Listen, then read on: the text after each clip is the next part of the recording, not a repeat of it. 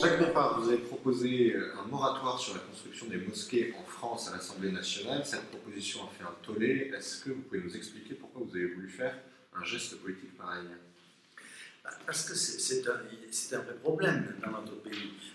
Dans notre pays, il y a des mosquées et on s'aperçoit qu'aujourd'hui, les mosquées, certaines mosquées du moins, sont prises en main par les extrémistes et que ceux qui ne le sont pas veulent organiser, monter de nouveaux lieux de culte qui pourront être à nouveau pris par des extrémistes et donc on n'en finit pas. On est dans une opération qui devient folle. Et je crois que vouloir étudier ces problèmes-là font partie du travail des élus. Et ce qui me paraît tout à fait fou, c'est l'attitude de la gauche, pour une fois unie, pour interdire la liberté de parole au sein de l'Assemblée nationale. Il y a là quelque chose de tout à fait fou, de tout à fait ésotérique. On se croirait... On sait que le prêt à penser règne, mais qu'il règne de manière aussi totalitaire est intolérable. D'ailleurs, ce matin, j'ai fait le marché comme tous les jeudis matin, et j'ai été étonné du nombre de citoyens qui m'avaient vu cette intervention, qui m'ont félicité et qui étaient heureux qu'enfin quelqu'un ose dire ce que tout le monde pense tout bas. Au moment où vous en prenez aux communautés musulmanes, le Front National décide de distribuer 600 000 tracts. Je m'en prends aux extrémistes musulmans qui mènent le terrorisme.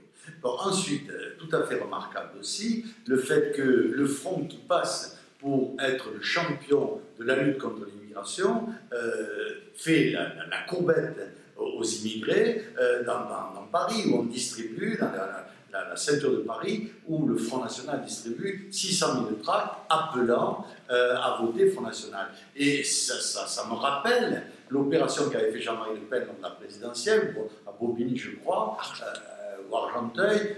Il était allé dans les HLM dire aux immigrés « la France n'en fait pas assez ». Alors, si le Front National pense que la France n'en fait pas assez pour les immigrés, il faut que les Français le sachent, parce que s'ils le savaient, je crois qu'il n'y aurait plus beaucoup de monde qui voterait pour le Front National. Et Bruno Le Roux a demandé à ce que vous soyez censuré, qu'on lève votre immunité parlementaire. Est-ce que ce n'est pas un sain réflexe de défense du bon sens au sein de l'Assemblée nationale? Et c'est tout à fait remarquable. Voilà le président de la plus grosse formation politique de l'Assemblée nationale, certes qui électoralement représente beaucoup moins maintenant, mais qui a représenté le parti du peuple, qui veut interdire que le peuple puisse s'exprimer à l'Assemblée nationale. Il y a quelque chose de fou. Qu'il vienne faire le marché d'Orange avec moi, Bruno. Je l'invite à venir faire le marché. Et on verra comment il expliquera aux Orangeois que leur député maire n'a pas le droit de prendre la parole à l'Assemblée nationale. Dans votre texte, vous dénoncez aussi l'influence de l'Arabie Saoudite et de la Turquie dans le financement de ces mosquées. Vous dites que l'islam n'appartient pas spirituellement à l'Europe. Est-ce que vous maintenez ces propos? Historiquement, il n'y a aucun problème. L'islam n'est pas dans sa terre chez nous.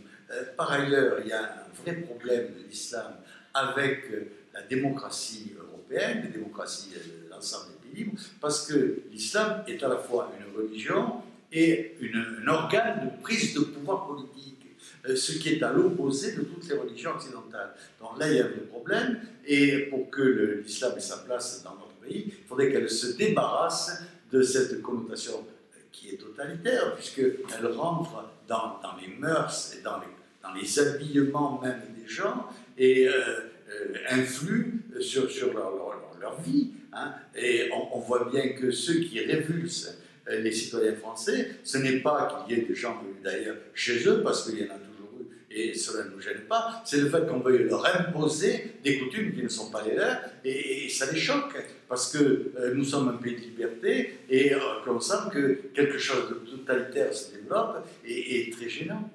Éric Zemmour parle de suicide français, Philippe de Villiers ne veut pas que la France devienne la fille aînée de l'islam. Est-ce que vous les rejoignez dans leurs propos? Tout à fait. Hein, comme je rejoins tous les intellectuels, un certain nombre qui étaient très à gauche, et qui, ayant eux du bon sens, ayant eux un cerveau qui fonctionne, constatent les réalités qui se passent dans notre pays, non seulement dans notre pays, mais dans l'Europe entière, et qui crient un petit peu à alto feu. D'ailleurs, on le voit bien avec l'invasion que subit aujourd'hui, c'est une invasion qui est inexplicable d'une manière intelligente et cohérente, puisque ces gens-là préfèrent traverser la Méditerranée que d'aller à pied dans leurs pays frères, qui sont à 2 pas et qui sont des pays milliardaires. Donc il y a là une incohérence totale, et il faut nous expliquer pourquoi nous devons, nous, accueillir des gens qui sont refusés par leurs coreligionnaires et par qui sont frères dans l'Oumma.